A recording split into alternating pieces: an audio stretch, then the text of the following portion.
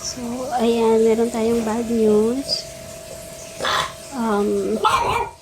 Late ko na nakita kasi mag-isang buwan na wala nung huli ko sila pinaliguan. So, nagulat ako. Lumaki na yung bukol niya in a span of less than a month. So, ayan si Layla. Senior dog na si Layla. Senior dog na yan.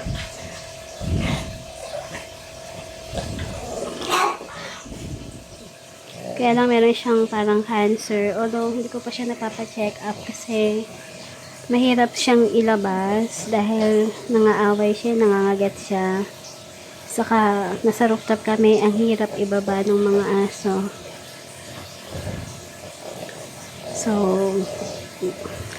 unti-unti na lang siya kumakain, napansin ko. Tapos kagabi, as in totally, hindi na siya kumain. So, naisip ko baka ako naiinitan lang, kaya pinaliguan ko ngayong araw. Lahat sila naligo. Ayan, nilinis ko din yung mga cage.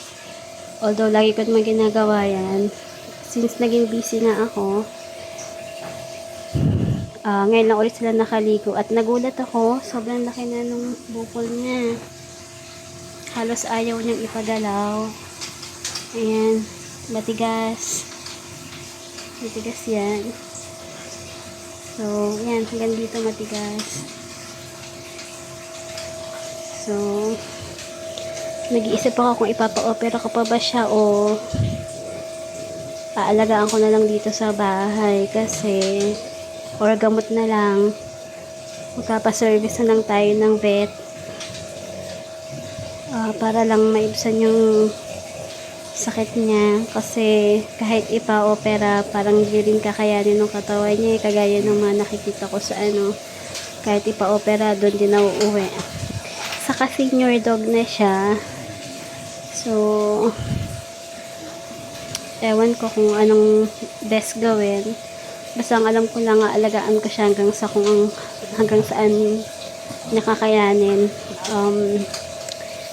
Mamaya maghanap ako ng vet na pwedeng mag-service kasi hindi ko talaga siya maibababa kahit magbayad na lang siguro ng extra para mapuntahan lang si Layla. Ang hirap ng ganito kasi trained sila na trained sila na walang lalapit sa akin. So, nagagalit siya kapag may ibang tao. Pero pag kami lang, yan, ganyan siya kabait. Napakabait niyan. Layla ko yan Layla, huwag mong iiwan agad si mami, ha? Kahit senior ka na yan, basa-basa pa siya. Tenga niya. Kakain ka na ulit mamaya, Kanina binigyan ako ng tortang seafood nung kapatid ko. Yun, pinakain ko sa kanya. Tigisa kami. Kinain niya. Kaya natuwa ako kasi kinain niya. Kasi yung pagkain kagabi din niya kinain. Kaya, ayun, yung tilapia na nilaga ko, siya lang kakainan mamaya. Para lang kumain siya. Layog mo yung si mommy. Oh, baby. Okay si mami. Kasi mami yan. Mali ng mami Bantay ito ng mami Mahal ka ng mami yan. Umiwan agad si mami. Malulungkot si mami. Kayo lang ang meron si mami. Papagamot natin yan. Hintayin lang natin yung pera, ha.